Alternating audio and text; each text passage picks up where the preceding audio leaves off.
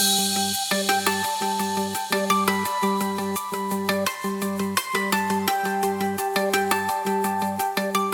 welcome back. It's Michelle. And Miguel. And today we're going to do another review of my version of Peach Boy. This is part of our ongoing series where we design different supernatural creatures or myths and legends. So we are doing Peach Boy, or otherwise known as Momotarō, from Japan. And I can tell already that this is going to be incredibly different. And yeah, so let me know what your thought process was and why you wanted to depict Peach Boy in this way. I will, brother. Okay.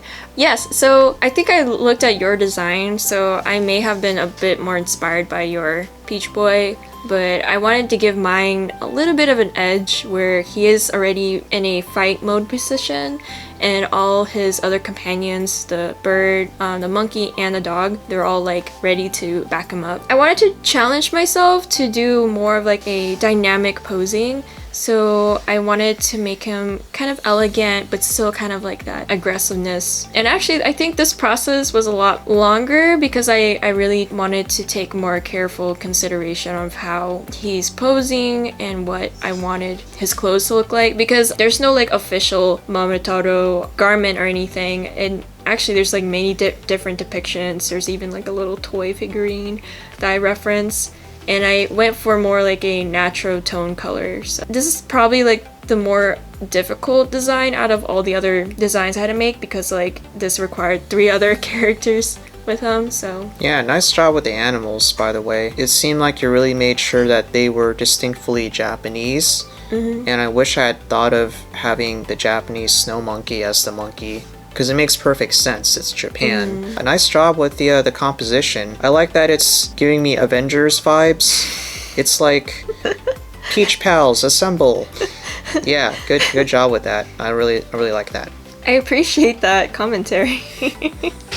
Maybe that could be a real thing. Who knows? Yeah, I'm surprised there's no the Peach Boy character. I don't see it capitalized in video games. And there's rarely any anime of it too, other than the kids anime and this most recent one. What is the title of it? It's called Hozuki's Cool-Headedness. And he just makes a cameo, right? Like he's not like a main character. Well, I think he's like paired up with the main character sometimes, and he's like, according to the story, he's like based on a real samurai, so it's kind of like confusing, but the 3 other animals appear in this anime, so it's we literally just looked it up because we're like, I think I came across like an anime character design, and it's like, what anime is this from? But he's not the main character, he's just part of the many characters or stories that appear in this anime. So yeah, it's just a side note. It's something I noticed. If you see the rest of our videos, you hear me mention, oh yeah, this is very popular in Japan with the Izanami and Izanagi and the Japanese deities, the Sengoku period with a samurai, very popular. You see them everywhere,